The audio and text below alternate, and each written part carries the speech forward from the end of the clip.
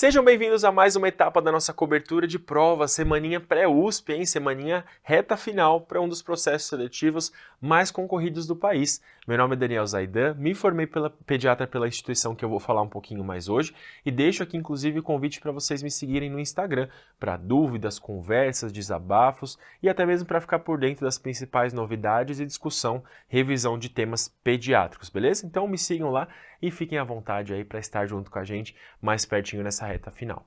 Hoje eu vou conversar com vocês um pouquinho sobre alguns temas que são dicas e apostas dentro da prova da USP São Paulo de 2025. Antes da gente entrar nos temas, eu queria falar um pouquinho com vocês sobre a prova em si. É uma das provas dentre os processos seletivos Brasil afora que carrega com si o protótipo de modelo raciocínio mais puro. Então é uma prova que envolve praticamente 100% das questões dos enunciados com casos clínicos completos e casos clínicos que são complexos. Então nem sempre vai ser um diagnóstico de uma comorbidade, de algo corriqueiro dentro da pediatria. Até pode ser, mas geralmente é um desdobramento de um diagnóstico primário. Então o indivíduo tem um primeiro diagnóstico, mas a instituição, a banca, a questão, vai cobrar um desdobramento daquele primeiro diagnóstico, uma complicação, uma evolução do tratamento, ou o que quer que seja, uma evolução natural da história da doença, por exemplo. Apesar disso, não costuma ser uma prova que tem 100% das questões de elevada dificuldade. No geral, 25% da prova vai ter uma dificuldade um pouquinho maior.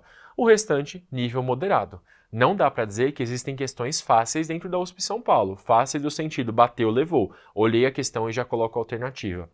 Ela pelo menos vai te dar um trabalhinho para você pensar e chegar na alternativa correta. Seja essa complexidade dada pelo próprio caso clínico, ou seja pelo nível de cobrança daquela determinada questão. Então existem duas formas da gente fazer esse escalonamento de dificuldade. Uma comorbidade não tão conhecida, uma síndrome nefrótica, anemia falciforme, fibrose cística, não tão conhecida do ponto de vista nem sempre tão abordada e tão frequente, ou alguma das complicações de doenças corriqueiras, uma forma de cobrança diferente, que às vezes inclusive se aproxima quase que de uma prova de R+, como acontece mais frequentemente em outras grandes áreas dentro dessa prova. Cirurgia e clínica médica, por exemplo, se aproximam muito mais do que são questões de R+, do que a pediatria, mas vez ou outra o nível de dificuldade aqui é um pouquinho mais elevado. Áreas importantes para você revisar. Principalmente, você deve ter em mente, muito bem definido, as principais emergências pediátricas. O Serviço de Emergência do Instituto da Criança, do HC, é um dos maiores serviços de emergência da América Latina, talvez o maior pronto-socorro pediátrico público da América Latina. Então, não raro a gente vê boa parte da prova cobrando emergências. E, frequentemente, além das emergências corriqueiras, temos emergências em pacientes complexos, pacientes com diagnósticos não tão frequentes. Então, pacientes com síndrome nefrótica, fibrose cística, anemia falciforme, neoplasias oncohematológicas. Então, são emergências em pacientes não tão habituais dentro da pediatria. É raro da gente ver alguma coisa dentro de uma criança ígida no pronto-socorro pediátrico do Hospital das Clínicas, justamente pelo seu caráter quaternário de encaminhamento, quaternário de recebimento ali, né, de organização do serviço de saúde. Então se preparem para ver essa característica refletida na prova da USP São Paulo. Terapia intensiva, tanto questões que abordem temas de UTI quanto interfaces, quase meio que longitudinalmente, ali no cuidado do paciente depois da emergência, e as especialidades pediátricas, particularmente oncohemato, nefro, infecto, que podem estar tanto numa cobrança da própria especialidade, uma questão inerente à própria especialidade, quanto em questões mescladas com esses dois principais temas. Além disso, e não entendam isso aqui como questões somente sobre emergência e UTI, a gente tem cada vez mais frequentemente a USP colocando algumas questões que abordem temas de puericultura, crescimento e desenvolvimento na infância. E apesar de serem temas corriqueiros, não são temas que aparecem de forma tão fácil nas questões da USP São Paulo. Mas de longe, eu acho que o grande diferencial e a maior importância da prova, o peso maior da prova, vai residir aqui nesses temas que eu comentei com vocês. Um bom questionamento é, como que são as imagens da USP São Paulo? Sabemos que algumas áreas, cirurgia, clínica médica, frequentemente têm imagens abundantemente em boa parte da prova.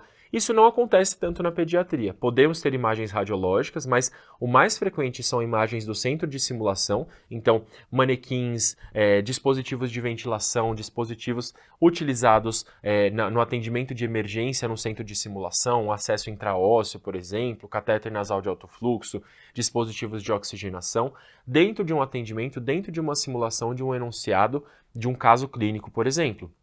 Lesões dermatológicas, particularmente infecções de partes moles e doenças exantemáticas, e não raro, o caso mais frequente aí de imagens na prova são as tabelas de exames complementares. Então, na forma de uma imagem, tabelas de exames complementares. Isso aqui de longe é o mais frequente que acaba aparecendo na prova da USP São Paulo, beleza? Então, não se preocupem tanto quanto nas outras grandes áreas com questões envolvendo diagnósticos complexos de imagens radiológicas. Aqui não aparece tanto. Lógico, vez ou outra temos tomografia de crânio, ultrassom de tórax, raio-x de tórax, mas são situações quase como uma exceção dentro da prova da USP São Paulo. Dito isso, agora eu vou falar um pouquinho dos temas que eu trago aí como temas frequentes e provocativos, né, do ponto de vista assim de serem temas que dá um pouquinho mais de grilo na nossa cabeça dentro da resolução das questões de pediatria da USP São Paulo. E eu não poderia começar com uma treta maior do que icterícia neonatal. Eu brinco que é uma treta porque é um tema que carece-se muito de uma uniformidade de conduta entre os serviços, né, uma uniformidade de protocolos, e é um tema que acaba sendo alvo de muitas dificuldades na hora da gente fazer a questão. Mas, ao mesmo tempo que eu digo isso, eu tranquilizo vocês no ponto de que a USP geralmente traz questões que vão se dividir em duas frentes dentro do comando da questão. Ou são questões que pedem para você tomar uma conduta muito ativa em relação ao RN com icterícia neonatal, então que fique claro que você deve colocá-lo numa fototerapia, por exemplo, ou são questões que vão te tranquilizar em relação ao quadro clínico daquele paciente. Paciente com icterícia leve, mamando bem, ganhando peso, e que eu posso só observar clinicamente. Então a USP geralmente pende para algum dos dois extremos, essa zona de penumbra no meio do caminho, até por conta de uma questão logística de prova, pela heterogeneidade de protocolos e de condutas e pode resultar numa anulação, a USP geralmente se preserva dessa zona de penumbra, vai para um caminho ou vai para outro. Dentro disso, hoje eu vou discutir um pouquinho com vocês o raciocínio diagnóstico da icterícia neonatal patológica. Mas antes disso, eu queria falar um pouquinho sobre a semiologia e o diagnóstico da icterícia neonatal. A semiologia, e a USP gosta muito desse foco, né, desse tema aqui, a gente vai envolver principalmente as zonas de Kramer, que vão demonstrar para a gente a progressão clínica da icterícia, que acontece geralmente céfalo-caudal e proximal para distal. Então, quanto mais progressão em direção à região caudal e quanto mais distal, maior é a icterícia clinicamente. Temos as divisões entre zona 1, zona 2, zona 3, zona 4, tanto no membro superior quanto no inferior, e zona 5 também, tanto no membro superior quanto no membro inferior. A zona 1 vai da cabeça, do início da cabeça até o pescoço e corresponde a uma bilirrubina total máxima em torno de 6 mg por decilitro. Zona 2 até a cicatriz umbilical, 9 mg por decilitro. Zona 3 até os joelhos, 12 mg por decilitro. Zona 4 até os tornozelos ou antebraço, até 15 mg por decilitro. E zona 5 até regiões palmares e plantares. Dani, eu nunca lembro qual que é qual dentro dessas zonas e me dá um branco na prova. Então você vai fazer na prova, a gente vai brincar de Xuxa. Que show da Xuxa é esse? A gente vai brincar de Xuxa, lembrar daquela musiquinha cabeça, ombro, joelho e pé, joelho e pé. Mas como são 5 zonas, a gente vai precisar definir um passo intermediário. Então cabeça, ombro, umbigo, joelho e pé, joelho e pé. Cabeça, ombro, umbigo, joelho e pé. Cabeça, ombro, zona 1. Ombro, umbigo, que é o nosso passo intermediário, zona 2, umbigo, joelho, zona 3, joelho, pé, zona 4 e nos pés e nas palmas das mãos, zona 5. Uma icterícia relevante clinicamente, uma icterícia que a gente não tem dúvida de que é icterícia, no geral vai ser acima da zona 3. Então, zonas 3, 4 e 5, se aparecerem para você no exame físico, atenção com esse recém-nascido. É igual ir na praia, água no umbigo, sinal de perigo. Icterícia abaixo do umbigo, sinal de perigo. Geralmente os RNs com zonas 3, 4 e 5 podem ser RNs que precisem de fototerapia.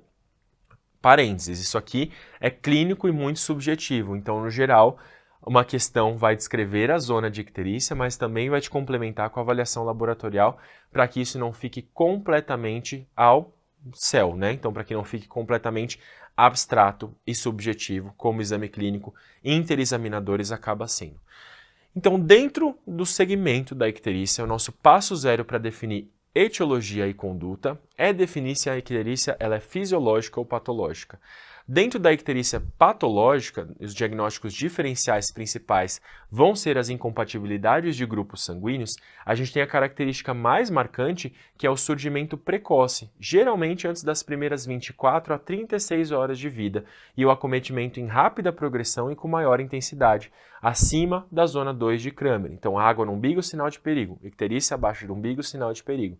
A icterícia patológica ela atinge níveis mais altos, mais rapidamente, e a característica mais marcante é que ela surge de forma bastante precoce. As etiologias podem ser várias, mas principalmente as incompatibilidades sanguíneas RH ou ABO. Então, a primeira pergunta na nossa condução da icterícia é se ela surgiu antes de 24 horas de vida ou depois de 24 horas de vida.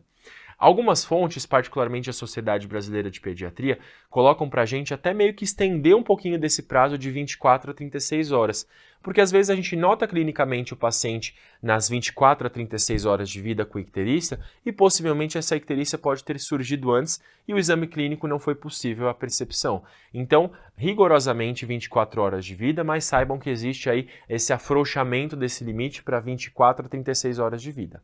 Ótimo, a icterícia surgiu antes de 24 horas de vida, temos uma icterícia patológica. Como que a gente vai conduzir esse paciente? Vamos coletar hemograma, tipagem sanguínea, bilirrubina total e frações e auxiliar-nos nas provas de incompatibilidade e também de outros diagnósticos diferenciais, como deficiência de G6PD, para entender para qual lado a banda vai tocar. Então eu coleto hemograma, tipagem sanguínea e BTF, bilirrubina total e frações, e as provas para avaliar a incompatibilidade.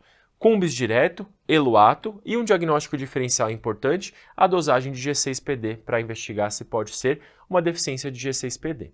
A partir dessa coleta, eu vou iniciar a fototerapia precocemente.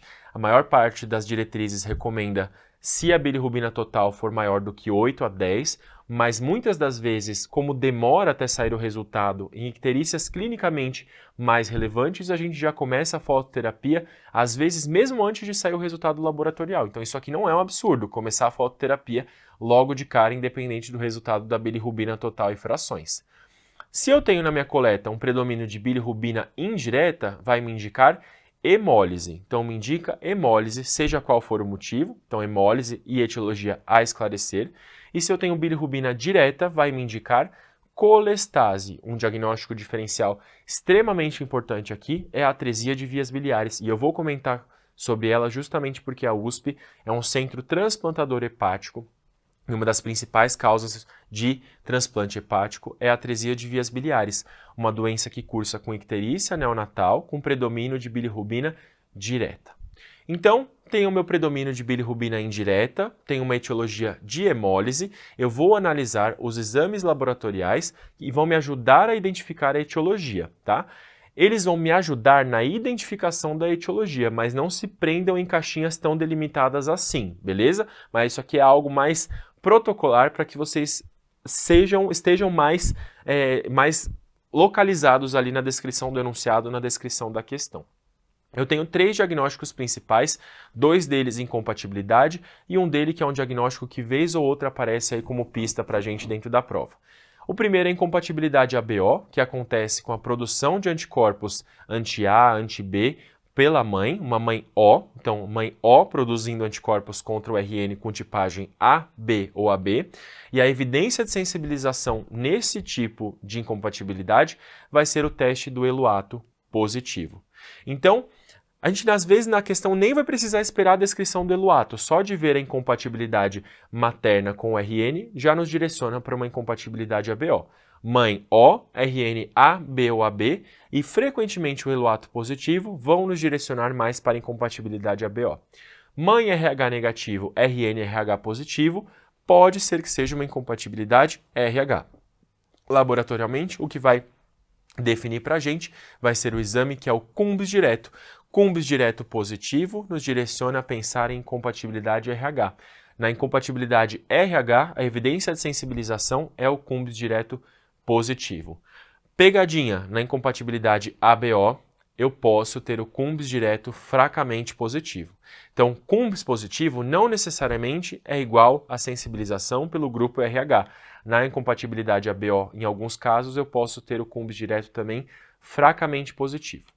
Diagnóstico diferencial: deficiência de G6PD leva a uma hemólise após o uso de medicações ou agressões à hemácia, né? Agressões ao organismo do paciente que culminam na destruição da hemácia, e a gente vai ver laboratorialmente com uma diminuição de G6PD. Então, esses são os 3 diagnósticos diferenciais que aparecem. Vamos vê-los numa tabelinha. Icterícia por incompatibilidade ABO é uma icterícia precoce, geralmente mais indolente do que a incompatibilidade RH, que ela costuma ser mais grave. A mãe tem tipagem sanguínea O e o RN AB ou AB. A evidência de sensibilização laboratorial, além da tipagem da incompatibilidade materna e do RN de tipagem sanguínea, vai ser o exame de Eluato, que vai estar positivo. Porém, não se esqueçam da pegadinha do CUMBS direto, que também pode estar fracamente positivo. Incompatibilidade RH também é uma icterícia precoce, mas frequentemente a hemólise ela é mais pronunciada e esse paciente ele pode apresentar palidez e hepatosplenomegalia. A incompatibilidade é dada por uma mãe com RH negativo e um RN com RH positivo, e frequentemente o enunciado faz uma menção à evidência de sensibilização com o CUMBS direto positivo, mais fortemente positivo do que na incompatibilidade ABO. Zebras da prova: deficiência de G6PD, e a gente vai ver por uma dosagem de G6PD diminuída e presença de corpúsculos de Rain, e esferocitose, que é um diagnóstico bem diferencial, é mais raro do que essas patologias, mas que cursa com uma anemia hemolítica de grau variável. Posso ter esplenomegalia também associada, e uma pista é o aumento de esferócitos no esfregaço com CHCM elevado, geralmente maior ou igual a 36 gramas por decilitro. Zebra da prova aqui para vocês. Excluam os diagnósticos mais frequentes antes de pensar nessas duas. Falando agora do predomínio de bilirrubina direta, já passamos por esse lado aqui, agora vamos falar do predomínio de bilirrubina direta. Predomínio de bilirrubina direta me indica colestase, AVB, atresia de vias biliares, sepse neonatal e ou infecções congênitas, particularmente o CMV, citomegalovírus, é bastante comum. Dentre esses aqui, é bem relevante para a gente falar dentro da USP da atresia de vias biliares, e já eu comento sobre ela, certo? Então, dentro da bilirrubinemia direta, o principal diagnóstico para a prova que eu vou pensar vai ser a atresia de vias biliares. E o que a gente vai precisar fazer? 3 pontinhos bem importantes. É um quadro de icterícia progressiva, então aqui no nosso fluxograma eu localizei ele antes das 24 horas de vida, mas saibam que a atresia de vias biliares ela pode se apresentar ao longo de semanas, das primeiras semanas de vida do recém-nascido. Então é um paciente que clinicamente vai ter uma icterícia que pode ser progressiva e aparecer nas semanas seguintes, subsequentes ao nascimento, com sinais e sintomas de colestase, acolia fecal e colúria. O mais comum de aparecer na questão, além da icterícia com predomínio de bilirrubina direta, é a acolia. Já caiu, inclusive, no R+ de pediatria da USP, uma fralda com fezes acólicas e pedia para a gente indicar o diagnóstico desse paciente. Exame padrão para a gente fazer a primeira suspeita diagnóstica, né? O primeiro exame a ser solicitado na propedêutica, para ser mais correto. Ultrassom de abdômen, no qual a gente vê o sinal do cordão triangular oriundo da destruição da fibrose da via biliar extrahepática. Então, ou ausência de vesícula biliar ou sinal de fibrose ali do que seria a via biliar extrahepática. Laboratorialmente, bilirrubina direta e enzimas hepáticas aumentadas. E o terceiro ponto vai ser o tratamento. Primariamente, costuma-se fazer uma portoenteroanastomose, também chamada de cirurgia de Kasai, no qual a gente vai fazer uma anastomose de uma alça intestinal aqui no sistema porta para drenagem biliar e impedir que esse fígado tenha uma cirrose hepática biliar. Mas essa cirurgia tem uma data limite, em geral de 6 a 8 semanas de vida é o prazo máximo que a gente indica. Mais do que isso, a chance de dar certo ela diminui. Então, se for um paciente que já tem uma cirrose hepática evoluída, ou se ele não tem mais idade para fazer o Kasai, esse paciente ele segue direto para transplante hepático, que é justamente o ponto que a USP São Paulo gosta de cobrar, por conta de ser um centro transplantador hepático bastante importante. Então, dentre a hiperbilirrubinemia direta, a gente já falou um pouquinho da atresia de vias biliares. Quando pensar presença de sinais de colestase, com acolia fecal e colúria, uma icterícia progressiva, que pode ir até umas 2 semanas de vida, e ultrassom de abdômen, que vai ser o primeiro exame da propedêutica, a gente pode ver o sinal do cordão triangular ou ausência de vesícula biliar. 2 outros diagnósticos diferenciais que eu vou citar infecções congênitas, particularmente o CMV, e aí a gente vai suspeitar com sinais e sintomas associados, não somente pela icterícia, por não ser o diagnóstico mais frequente, mas incluindo ali, por exemplo, outros sinais e sintomas de STORCH, hepatospleno, anemia, calcificações periventriculares e assim por diante. Galactosemia pode aparecer também, é uma das características da galactosemia ter hiperbilirrubinemia direta, mas é uma doença metabólica, um erro inato do metabolismo, que cursa não somente com essa icterícia, mas também com disfunção e lesão hepática, pode ter catarata neonatal, pode ter atraso no desenvolvimento neuropsicomotor e é um paciente que frequentemente a questão te joga uma informação de uma sepse neonatal por E. coli. Não se sabe exatamente por quê, mas os pacientes com galactosemia podem ter sepse neonatal por E. coli. Então tem uma predisposição maior a ter sepse neonatal por E. coli. Vamos ver como que cai na prova para, de certa forma, tranquilizá-los? Vamos lá. Questão de 2018, temos um menino com 16 horas de vida, então, primeira pista aqui que eu posso estar diante de uma icterícia patológica, em alojamento conjunto, apresenta icterícia em região de face e tronco pouco acima do umbigo. Cabeça, ombro, umbigo, joelho e pé. Então, o paciente tem a zona 1 e tem a zona 2, icterícia zona 2 de Kramer. Nasceu por via vaginal, prematuro, 35 semanas e 4 dias. Não é um super prematuro, mas a gente sabe que a prematuridade ela acarreta um risco maior de icterícia consigo. Apresentava máscara equimótica em face e, como qualquer outra coleção sanguínea, a gente tem um fator de risco para icterícia neonatal. Seu peso ao nascer foi de 2,620, boletim de Apgar 8-10-10. Pede para a gente qual a alternativa correta sobre a icterícia desse recém-nascido. Trata-se de icterícia neonatal precoce decorrente da prematuridade, com quadro clínico diverso da icterícia fisiológica do RN de termo. É decorrente de colestase transitória encontrada no prematuro nas primeiras 24 horas de vida e deve desaparecer com 3 a 5 dias de vida. É causada pela reabsorção do sangue extravasado em face e espera-se que desapareça entre 24 a 48 horas de vida, ou D, deve ser iniciado tratamento com fototerapia e investigada doença hemolítica, decorrente de incompatibilidade sanguínea, por exemplo. Ora, eu tenho um recém-nascido que é prematuro, beleza, um fator de risco importante para icterícia neonatal. Ele tem uma máscara equimótica, ele tem uma coleção sanguínea que pode também ser um fator de risco adicional. Mas vejam que é um paciente com uma icterícia precoce e a gente viu que as causas mais comuns são as incompatibilidades RH ou ABO. Então, até que se prove o contrário, esse paciente ele tem uma icterícia por incompatibilidade sanguínea.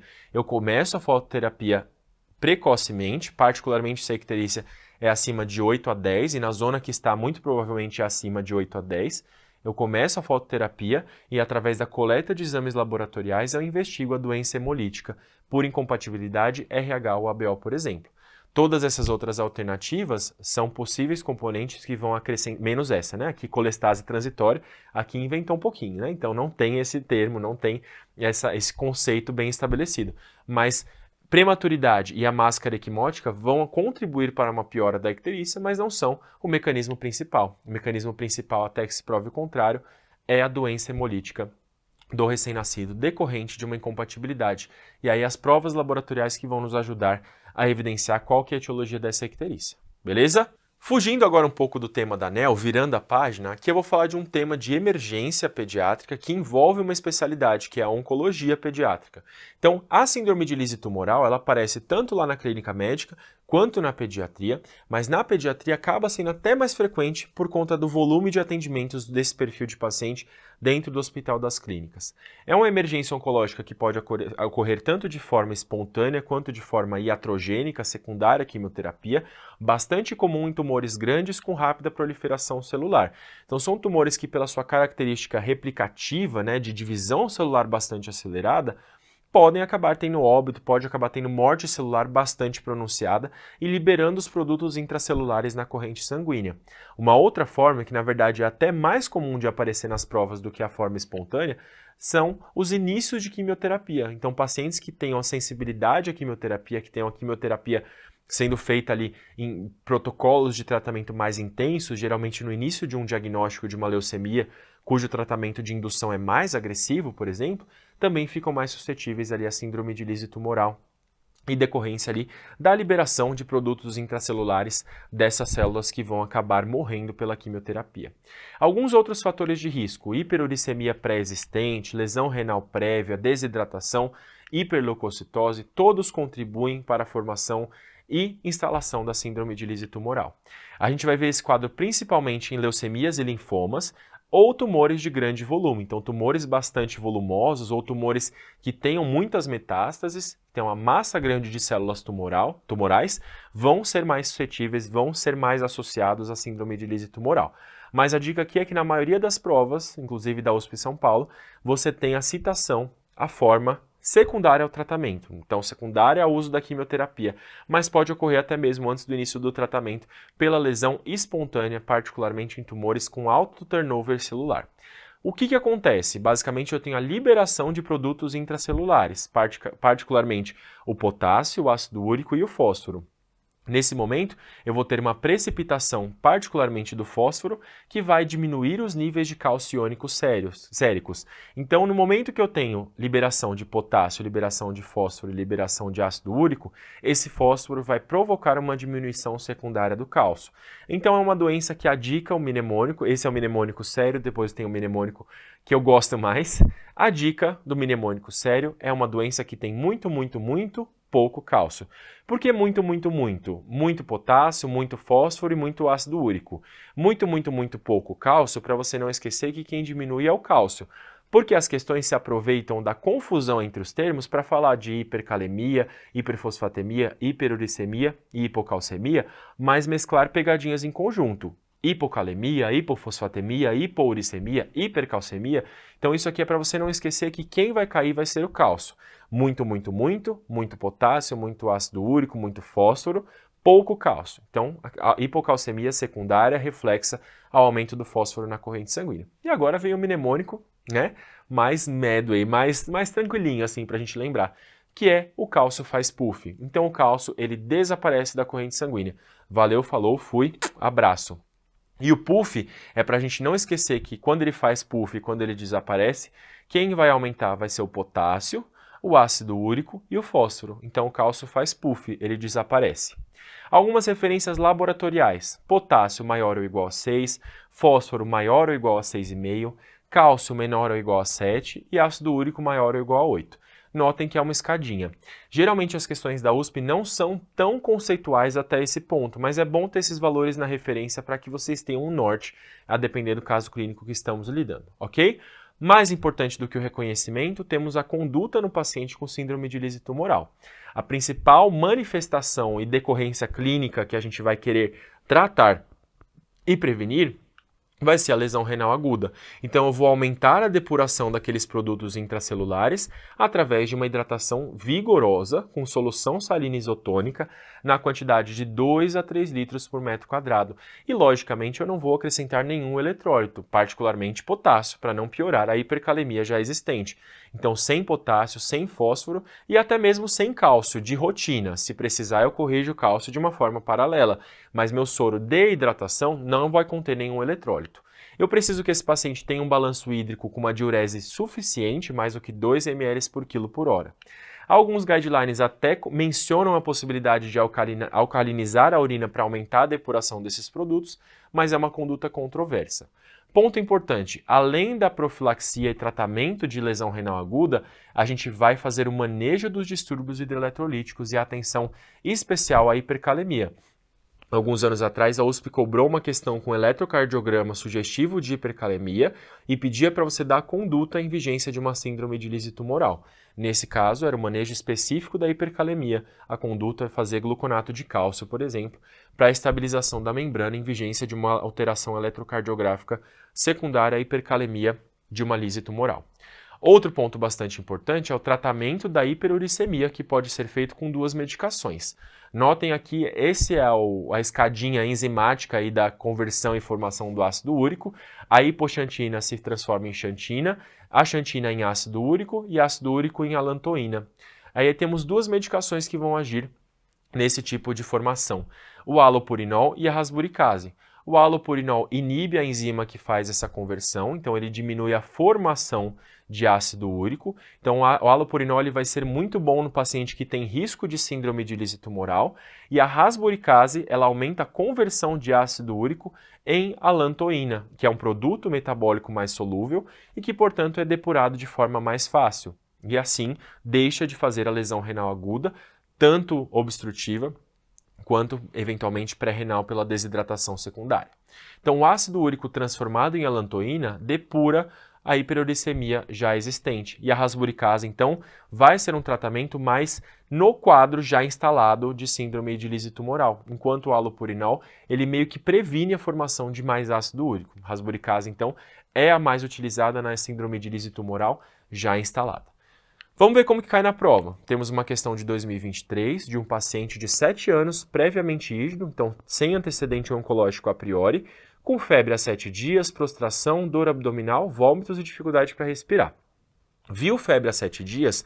Já se preocupe com algum diagnóstico diferencial das febres mais prolongadas. E nesse estado, cerca de 10% dos pacientes que têm uma febre mais prolongada têm neoplasias oncohematológicas ali como seu diagnóstico de base. Então, muita atenção. Aqui já levanta o sinal de alarme para a gente.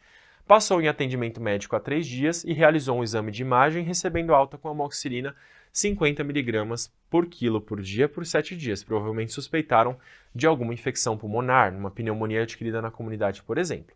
Contudo, ele evoluiu com manutenção dos sintomas e diminuição da diurese. Chegou desidratado, taquicárdico, pálido, taquipneico, dessaturando em ar ambiente, pressão arterial de 100 por 50 milímetros de mercúrio e é um paciente que tem uma diminuição de ausculta com crepitações bilaterais e sinais de desconforto respiratório. Ele dá para a gente alguns exames complementares. Notem aqui que a gente tem uma acidose metabólica, o bicarbonato aqui é de 14, 7,21 de pH com bicarbonato de 14, uma acidose metabólica, e a gente vai ter aqui uma hipocalcemia, um cálcio iônico mais diminuído. Até aí, um dado que chama atenção. Mas temos também uma hipercalemia, uma função renal que para um paciente de 7 anos chama atenção, provavelmente aqui ele já está numa injúria renal aguda mais avançada, mais pronunciada, e temos aqui uma elevação de PCR, anemia e leucocitose com presença de blastos e uma plaqueta no limite inferior da normalidade. Resumo laboratorial, é um paciente com blastos no hemograma, com uma anemia, plaquetas ali no limite inferior da normalidade, mas não está plaquetopênico, uma piora de função renal em vigência também de uma hipocalcemia com uma hipercalemia. No raio-x de tórax, a gente vê realmente ali um velamento da base esquerda, mas eu vejo um aumento mediastinal, um alargamento do mediastino bastante importante, inclusive com desvio da traqueia. Portanto, é um paciente que muito provavelmente tem um linfoma, tem uma neoplasia hematológica, neoplasia esta que culminou com uma síndrome de lise tumoral. E ele pede para a gente quais exames devem ser acrescentados nessa propedêutica. Notem que em nenhum momento o diagnóstico fica escarrado. A USP te dá um quadro inicial, que evolui para uma complicação e te pede a investigação da complicação do caso clínico inicial. Tendo em mente tudo isso, o que vai nos ajudar a fechar o diagnóstico de uma síndrome de lise tumoral vai ser a alternativa C. LDH, que é um marcador ali de lise celular, ele não é obrigatório para fechar o diagnóstico, mas ele vem bastante aumentado nos casos de lise tumoral. Fósforo e ácido úrico séricos, porque o cálcio faz puff. Os outros exames, eles até fariam sentido numa investigação de derrame pleural, se eu não tivesse aquele alargamento mediastinal bem importante, com blastos ali no hemograma do meu paciente. Então, contagem celular diferencial, cultura de líquido pleural, lógico que, eventualmente, a gente pode até fazer um paciente internado. Teste molecular para micobactéria, também podemos fazer na investigação complementar. Mas, aqui, a primeira conduta para a gente fechar esse diagnóstico vai ser a triagem ali, a confirmação diagnóstica de uma síndrome de lise tumoral, beleza? Então notem que, apesar de ser um conceito relativamente simples e bem estabelecido, a USP dá um jeito de transformar a questão numa coisa mais completa e mais complexa. E daí está a beleza do raciocínio dessa banca, certo? Sou suspeito para falar, mas um belíssimo raciocínio dentro dessa questão. E por último, mas não menos importante, temos o tema de sepse. Para você que não sabe, esse ano a gente teve uma definição bem importante na pediatria, foram os critérios de Fênix atualizados para os novos critérios de sepse agora em 2024. Isso é bem grande porque, até então na pediatria a gente usava definições muito antigas que remetiam a 2005. E a minha aposta grande aí para essa prova da USP é porque tivemos pesquisadores brasileiros que fazem parte do corpo clínico da faculdade, do Hospital Universitário da USP, que já fizeram parte também ali do corpo clínico da UTI pediátrica, da emergência ali da instituição, e que são pesquisadores extremamente renomados aí mundialmente, tive a honra inclusive de aprender com eles, e justamente por conta dessa familiaridade pode ser que apareça na prova, né? Não somente na USP por conta dessa proximidade, mas julgo aí como aposta de várias instituições, porque isso foi bastante chamativo dentro do campo científico da pediatria agora esse ano. Antes da gente falar sobre essas mudanças de definições, eu queria retomar um conceito com vocês dentro da análise da sepse e do choque, que é o limite inferior da PA sistólica. Frequentemente, há uma menção dos sinais vitais do paciente dentro do enunciado da questão, e uma das grandes divisões de conduta e divisões até mesmo do diagnóstico é o limite inferior da pressão arterial sistólica. Vocês viram aqui que eu mencionei a pressão arterial em algumas questões que a gente trouxe para cá, mas dentro de um contexto de urgência, o limite inferior da PA sistólica para uma criança de até 10 anos de idade, ele é dado pela formulinha matemática de 70 mais 2 vezes a idade. Então, uma criança de 4 anos, por exemplo, ela vai ter a sua PA sistólica de 70 mais 2 vezes 4, portanto 8, então de 78 milímetros de mercúrio. Se essa criança, dentro de um contexto de sepse, choque séptico, tem a pressão arterial normal, eu chamo esse choque de compensado, ou se está abaixo desse cut point, eu chamo de descompensado. Então, se essa mesma criança hipotética está com uma PA de 68 sistólica, ela tem um choque descompensado. E se ela tem uma PA de 82, 88, 90, está com a pressão arterial normal, portanto, eu chamo de choque compensado. Isso aqui é muito válido até os 10 anos de idade, de 1 a 10 anos de idade. Para fora dessa faixa etária, existem algumas outras determinações, aqui só para mencionar para a gente concluir o conteúdo, mas para menores de 1 ano, o ponto de corte para a gente considerar a hipotensão é menor do que 70 milímetros de mercúrio, e para maiores de 10 anos, menores do que 90 milímetros de mercúrio. Voltando às definições de sepse, até a solução, né, dos critérios de Fênix, até a resolução ali, a gente tinha critérios muito antigos que remetiam a 2005 e critérios muito importados dos adultos. Basicamente, a gente tinha a definição de sepse como uma síndrome da resposta inflamatória sistêmica, uma SIRS, dentro de um contexto de infecção suspeita ou confirmada. A SIRS é um diagnóstico que acontece não somente por quadros infecciosos, um trauma, uma queimadura, uma pancreatite também podem evoluir com SIRS, mas uma SIRS num contexto infeccioso até então fechava diagnóstico para sepse. Retomando o que é SIRS, SIRS a gente tem 4 critérios para defini-la e a gente precisa de pelo menos 2 critérios, com pelo menos um desses aqui com asterisco obrigatórios. Hipo ou hipertermia, taquicardia ou bradicardia em menores de 1 ano, taquipneia ou necessidade de ventilação mecânica e alteração laboratorial com leucocitose ou leucopenia. Se um paciente com uma infecção suspeita ou confirmada tinha critérios de SIRS, eu chamava esse paciente de um diagnóstico de sepse. Se esse paciente com sepse tivesse disfunção cardiovascular ou disfunção respiratória ou disfunção de outros sistemas, hematológico, neurológico, renal e assim por diante, eu chamava de sepse grave. E eu chamava o paciente de choque séptico, o paciente que tinha sepse e que mantinha disfunção cardiovascular, hipotensão, lentificação do tempo de enchimento capilar, necessidade de droga vasoativa, depois da ressuscitação volêmica com pelo menos 40 ml por quilo de fluidos. Então, notem o tanto de desdobramentos que temos disso aqui.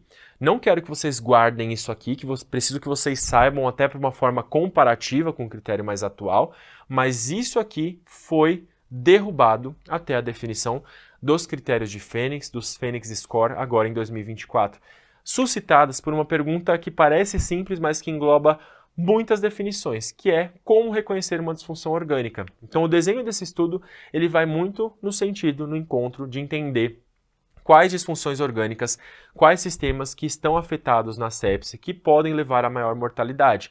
E dentro dessa definição, como que a gente pode sistematizar, através de pontuação, a disfunção orgânica para que esse paciente feche critérios para sepse ou choque séptico. Então, a primeira definição é que com o Fênix a gente não utiliza mais nem o conceito de CIRS, nem o de sepse grave dentro da emergência pediátrica. E basicamente ele vai empregar uma tabela com disfunção, triagem de disfunção de múltiplos órgãos, fornecendo para a gente uma pontuação para chamar de sepse ou de choque séptico. Antes de eu mostrar a tabela, a gente tem que conceituar que infecção suspeita ou confirmada com Phoenix Score maior ou igual a 2, eu vou chamar de sepse. E dentro desses dois pontos, se eu tiver pelo menos um dos critérios cardiovasculares, eu chamo de choque séptico. Alerta de bastante conteúdo daqui para frente, mas eu vou frisar o que é mais importante. Temos 4 sistemas nessas variáveis que foram definidos como sistemas que contam mais dentro dessa pontuação: respiratório, cardiovascular, coagulação e neurológico. Dentro do respiratório, existem algumas questões, algumas variáveis laboratoriais e uma variável clínica, que é a ventilação mecânica invasiva. Através da variável laboratorial, PaO2, FiO2 ou saturação de O2 por FiO2, uma variável clínica, eu consigo fornecer pontos para o meu paciente, de 0 a 3 pontos, ou se o paciente ele já tem necessidade de ventilação mecânica invasiva, ele ganha pelo menos 2 pontos, tá? Dani, estamos na véspera da prova, eu preciso saber todo esse racional, todos esses números? Acho muito difícil que uma prova muito pautada no raciocínio como a USP cobre nuances, minúcias dessas relações matemáticas. Mas basicamente você precisa saber o que pontua mais. Então, ventilação mecânica invasiva vai ser o que vai pontuar mais dentre os critérios aqui do sistema respiratório. Cardiovascular, eu acho que vale ter um pouquinho mais de carinho nessa memorização. Basicamente são 3 possíveis variáveis: necessidade de drogas vasoativas, lactato aumentado, então uma variável laboratorial, e pressão arterial média para a idade. Isso aqui pode ser que apareça para você. Basicamente, a gente vai somar pontos de acordo com cada um desses critérios, e dentre os critérios analisados é o que mais te fornece pontos. E dentre os critérios, se eu tiver pelo menos um ponto nesse aqui, eu fecho o diagnóstico de choque séptico no meu paciente séptico. Então eu vou considerar uma droga vasoativa 1 ponto, mais do que 2 drogas vasoativas, maior ou igual a 2, 2 pontos. Lactato elevado de 5 a 10,9, 1 ponto. Lactato maior ou igual a 11, 2 pontos. E aqui os pontos de corte para pressão arterial média para a idade. E aqui novamente a tônica dessa informação. Particularmente eu acho que não chega nesse nível de detalhe para vocês precisarem decorar, mas eu preciso lembrar que hipotensão, necessidade de droga vasoativa e lactato aumentado acrescenta e soma pontos para minha disfunção cardiovascular. Coagulação, 0 a 2 pontos. Plaquetopenia, alargamento de coagulograma de RNI, dedímero elevado e hipofibrinogênemia, 1 ponto para cada um, no máximo 2 pontos. E por fim, por último, não menos importante, neurológico, Glasgow menor ou igual a 10, 1 ponto, e pupilas fixas bilateralmente, 2 pontos, que é o máximo que a gente tem para o neurológico, certo?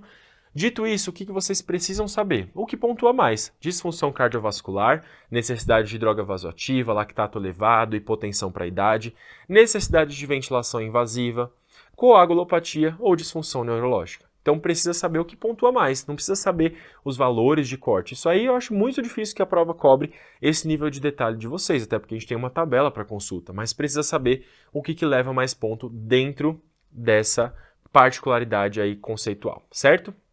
Um ponto muito importante, o critério de Phoenix, ele é muito útil no diagnóstico de sepse dentre as primeiras horas de internação do paciente, mas o paciente chegou no pronto-socorro na triagem, eu não disponho de todos os parâmetros clínicos ou laboratoriais naquele primeiro momento para chamar esse paciente de séptico, para abrir um protocolo sepse para ele. Então, na prática, não é um critério que vai valer para a triagem. A triagem ela ainda é muito clínica. A gente carece aí de informações e protocolos muito sistematizados para definir a sepse naquele momento da triagem. Então, de uma forma prática, uma questão de sepse, choque séptico, vai te abordar a diminuição da perfusão em 3 janelas. A janela hemodinâmica, a janela cerebral e a janela renal. Basicamente, a janela hemodinâmica, prolongamento do tempo de enchimento capilar, diminuição da diurese, disfunção miocárdica. Janela cerebral, rebaixamento do nível de consciência, letargia, prostração. E janela renal, oligúria ou oligoanúria. E aí, para fins muito práticos, trago aqui a definição do livro de pronto-socorro do Instituto da Criança, que é o conceito de choque séptico em um momento de triagem, tá? Uma forma bem prática, beira-leito, de um quadro infeccioso com sinais de disfunção cardiovascular. Então notem que eu estou colocando isso aqui não como um contraponto do Fênix, mas sim como uma forma de, na definição prática, beira-leito, na admissão do paciente, conduzi-lo como um choque séptico. Então uma coisa meio que como uma triagem de choque séptico e de sepse para a condução ali no primeiro momento da emergência. Quais possíveis sinais de disfunção cardiovascular? Alteração do nível de consciência, hipoperfusão na janela cerebral, lentificação do tempo de enchimento capilar ou perfusão em flush, então janela hemodinâmica, diminuição do débito urinário, janela renal e livedo na pele, também janela hemodinâmica. Suspeitei de choque séptico, reconhecimento, oxigênio, frequentemente em alto fluxo, máscara não reinalante e acesso endovenoso ou vascular periférico ou intraósseo, caso eu não consiga obter o acesso vascular periférico. Primeira conduta, fluidoterapia com cristalóide, preferencialmente balanceado, Ringer lactato, por exemplo, em bolos de 10 a 20 ml por quilo, até no máximo 40 a 60 ml por quilo. Mais do que isso, eu começo droga vasoativa. Se tiver sobrecarga, estertoração, crepitação, linhas B no POCUS, eu diminuo ou interrompo ali a infusão de cristalóides e considero outras medidas como drogas vasoativas, por exemplo. E iniciar o antibiótico de amplo espectro, ainda na pediatria a gente usa muito a definição de iniciar em até 1 hora depois da admissão. Para pacientes da comunidade, principalmente ceftriaxone, uma cefalosporina de terceira geração, e para RN, AMP e Genta, ainda tem uma certa divergência aí na literatura. Se tiver meningite, eu substituo aí por cefotaxima. Focos abdominais podemos acrescentar metronidazol e em uma situação bem particular, choque tóxico, estafilocócico ou estreptocócico, oxacilina com clindamicina. Perfil bem comum no Instituto da Criança. Pacientes imunocomprometidos, eu vou utilizar antibióticos de maior espectro. Cefalosporina de quarta geração, como cefepime, pipetazo ou meropenem, para justamente cobrir germes intra-hospitalares que o ceftriaxone sozinho não cobriria, particularmente Pseudomonas aeruginosa. Exemplo muito comum, paciente com neutropenia febril, posso ter que lançar mão desse tipo de antibiótico terapia. Então, revisando, oxigênio, acesso, fluidoterapia, antibiótico e aí reavaliando continuamente esse paciente. Se eu atingir a alíquota de volume máxima de 40 a 60 ml por quilo, ou se esse paciente, mesmo antes disso, se manifestou com sobrecarga de volume, com fluid overload, eu começo aminas vasoativas. E aí eu tenho uma divisão possível com adrenalina e noradrenalina. Isso aqui, vou até dar uma suspirada aqui, porque isso é algo que tem caído em desuso, né? Essa denominação tem caído em desuso cada vez mais e preferindo chamar o choque frio e o choque quente de choque hipodinâmico e hiperdinâmico, respectivamente. Mas é uma forma lúdica e didática da gente dividir ali no beira-leito, de uma forma mais rápida, a avaliação clínica do paciente com choque séptico. O choque frio é o choque do paciente que tem lentificação do tempo de enchimento capilar, pulsos finos e é o mais comum dentro da pediatria. A noradrenalina, ela vai ser muito útil naquele choque que o paciente tem perfusão em flush, extremidades bem aquecidas e bem pegajosas e pulsos amplos. Isso porque a gente tem um mecanismo fisiopatológico diferenciado para cada uma dessas drogas vasoativas.